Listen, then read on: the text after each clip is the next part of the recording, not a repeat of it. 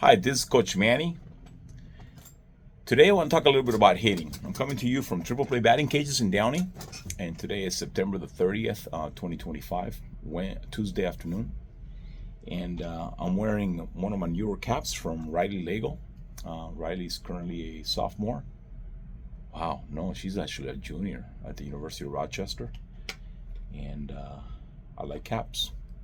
But getting back to hitting, hitting, sometimes looking at stats, it can be a little deceptive because a lot of it has to do with the subjectivity of the scorekeeper. Was it really a single? Or was it a hard hit ground ball that the shortstop mishandled? And then some scorekeepers have a tendency to be very lenient towards the pitcher or very lenient towards the batter. So some of the stats are subjective. But there are two things that are really hard to be subjective on, and that's strikes and walks. I'm going to say that again. It's really hard to miss a walk, and it's really hard to miss a strikeout. So I pay a lot of attention to strikes and strikeouts and bases on balls. And in my experience, aggressive hitters do not let the pitcher determine the outcome. They determine the outcome. And this past weekend, I was watching our 14 and under team play. And I basically just had to shut it off because I am really bored by passive hitters and passive softball in general. And it just irritates me as a coach. So I have to basically turn it off and take a deep breath and understand that it's a learning process for these young ladies. So using our 14 under team this past weekend, the team had a total of, 84 plate appearances. 84 plate appearances. And with 12 bases on balls and 22 strikeouts. In other words, that the opposing pitcher, determined the outcome over 40% of the time. In contrast, the opponent that they face in 4 games, the opponents had 93 plate appearances with only 4 strikeouts and 8 bases on balls. In other words, the nemesis pitcher only determined the outcome 12.9% of the time, approximately 13%. No surprise that the nemesis team lost all 4 games, 0-4, because basically you have non-aggressive hitters. And aggressive hitters are scary, and passive hitters are outs, and our hitters were passive. In contrast, the 18 under team had 2 games on Sunday with almost like 60 at-bats, and in the 2 games, only 7% of the outcomes was determined by the opposing pitcher. Aggressiveness. So one of my sayings that I talk to my hitters is, when do you start swinging the bat? And the answer to that question is you start swinging the bat as soon as you get out of the car. And why is that important? Well, it has to do with decision making. Okay?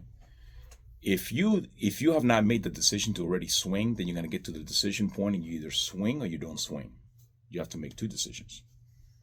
But if you already decided to swing, and when you get to that point, the only decision you make is to not swing. So we have to encourage our hitters, whether you're a mom or a dad or a coach or a fellow teammate, that you want to be aggressive. Because the way you strike out is that you have to allow yourself to get to 2 strikes. And batting averages plummet as soon as you get to 2 strikes. Dominant hitters hit the first pitch approximately 50% of the time. For example, Coach Emil's daughter, CJ. I think CJ, probably in her career, the outcome was determined by the pitcher maybe 12% of the time.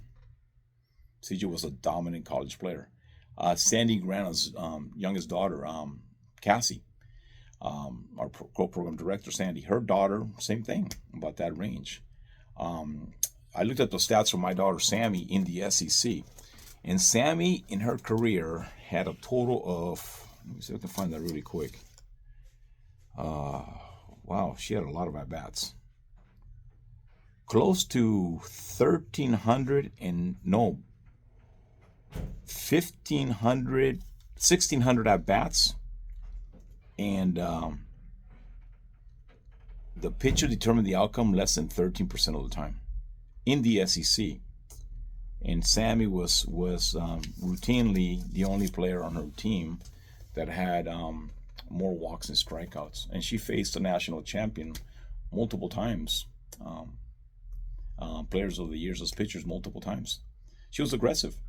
And consistently, our best Nemesis alumni, our aggressive hitters, Taylor Glover, Cameron Watts, Madison Wright, and so on, Amanda Gonzalez, just super aggressive. They just swing at the first pitch, and if you miss, you miss. Okay, so what? And yeah, so what I would like to see for this, specifically for our 14 and under team, but that goes for all teams, to get to that 15%, 20% range as a team.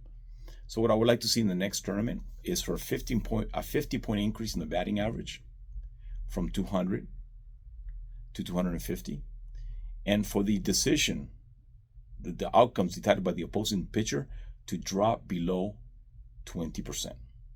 An aggressive mindset. Also, getting back to Riley now. Let's talk about Riley.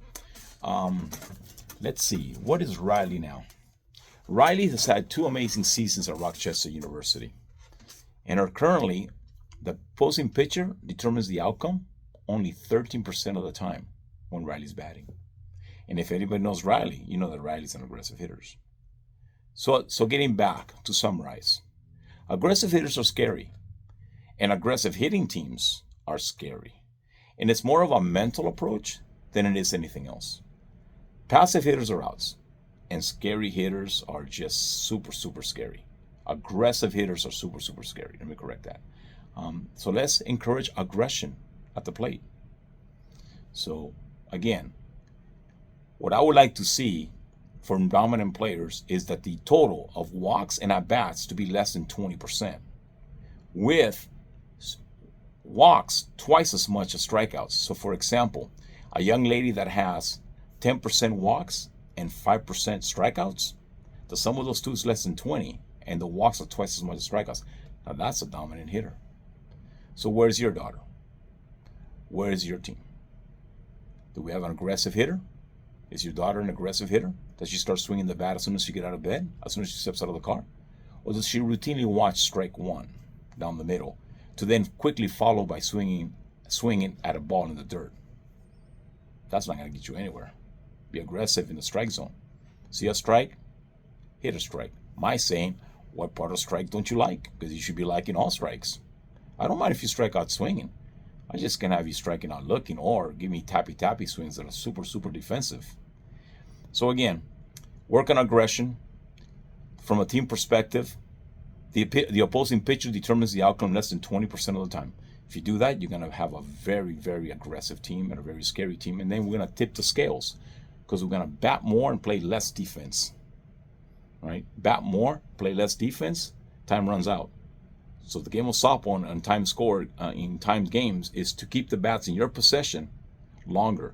And the way you do that is by being aggressive. Again, this is Coach Manny talking a little bit about hitting and the concept of being aggressive at the plate and attacking strikes. The end.